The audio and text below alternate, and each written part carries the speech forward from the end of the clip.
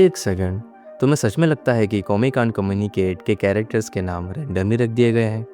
मैं भी पहले यही सोचता था, लेकिन जब मैंने थोड़ा रिसर्च किया तब पता चला कि ऑलमोस्ट हर कैरेक्टर का नाम उसकी पर्सनैलिटी को पहले ही स्पॉइल कर देता है। और ऑनेस्टली इनमें से कुछ डिटेल्स मैंने भी पहली बार जानी थी। तो चलो देखते हैं। सबसे पहले बात करते हैं हितो हितो तादानो की। अगर तुम जापानीज़ जानते हो तो शायद ये डिटेल्स पहले से पता होगी। तादानो हितो का मतलब होता है बस एक नॉर्मल इंसान। और अगर एनीमे तुम्हें याद हो तो तादानो एग्जैक्टली वैसा ही है। ना वो टॉप स्टूडेंट है, ना वो एथलीट है, ना कोई ओवर पावर्ड जीनियस है, बस एक नॉर्मल लड़का। लेकिन उसकी सबसे बड़ी स्ट्रेंथ क्या है? वो सामने वाले को समझ लेता है।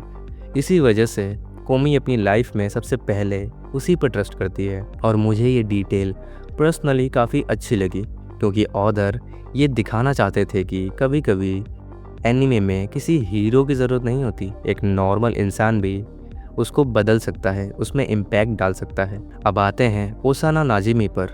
सच बताऊं तो ये कैरेक्टर शायद पूरे एनीमे का सबसे अजीब कैरेक्टर है।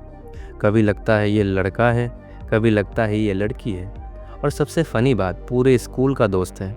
रीज़न है उसका नाम। जापानीज वर्ड नाजिमो का मीनिंग होता है लोगों के साथ घुल मिल जाना, और नाजिमी लिटरली वही करता है। हर क्लास, हर क्लब, हर स्टूडेंट, कभी कभी तो लगता है प्रिंसिपल भी इसका दोस्त होगा। ये डिटेल नोटिस करने के बाद नाजिमी और भी फनी लगने लगती है। अब एक कैरेक्टर जिसे देखकर मुझे पहले सिर्फ इरिटेशन होती थी, रेन यामाई। अगर तुमने एनीमे देखा है तो तुम्हें पता ही होगा ये कोमी के लिए कितनी ऑब्सेस्ड है, मतलब पूरी की पूरी पागल ही है उसके लिए। और इंटरेस्टिंग बात यह है कि जापानीज में यामाई का मतलब होता है इलनेस, मीन्स बीमारी। मतलब उसकी ऑब्सेशन ऑथर ने उसके नाम में ही हिंट कर दिया था। पहली बार ये पढ़ा था तो ऑनेस्टली मुझे भी बहुत अजीब लगा था, और फिर मैंने सोचा था कि अच्छा इसलिए ये उसके पीछे भागती रहती है। अब बात करते हैं हिमिको आगारी की। ये कैरेक्टर हमेशा नर्वस रहती है। थोड़ा प्रेशर आया नहीं कि पैनिक करना स्टार्ट कर देती है। और जापानीज वर्ब आगारू का मीनिंग नर्वस होता है, इसलिए उसका सरनेम भी उसकी पर्सनैलिटी को परफेक्टली मैच करता है। ये कोइंसिडेंस नहीं है, ऑथर ने सोच समझ कर ये नाम चूज़ किया था।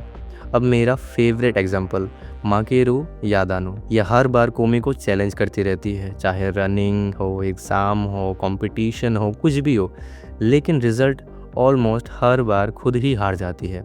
और सबसे फ़नी पार्ट, जापानीज में माकेरू का मतलब ही होता है हार जाना।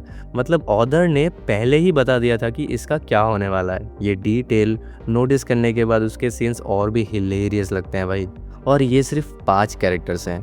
एक्चुअली कोमी कांट कम्युनिकेट में 100 से भी ज़्यादा नेम्ड कैरेक्टर्स है, और उनमें से बहुत सारे नाम इसी तरह से वर्ड प्ले पर बेस्ड है। इसलिए जापानीज फैंस इस मांगा की राइटिंग की तारीफ़ करते रहते हैं। पहली बार देखोगे तो बस कॉमेडी लगेगी, दूसरी बार देखोगे तो हर दूसरे कैरेक्टर का नाम में एक हिडन जोक मिलेगा। और ऑनेस्टली इसी टाइप की छोटी छोटी डिटेल्स किसी एनीमे को मेमोरेबल बनाती है। तो कमेंट करके बताओ इनमें से कौन सा नाम तुम्हें सबसे ज़्यादा सरप्राइजिंग लगा। और अगर पार्ट 2 चाहिए तो इस वीडियो को ज़्यादा से ज़्यादा शेयर करो और इसके नीचे कमेंट करो and subscribe for more. Thanks for watching.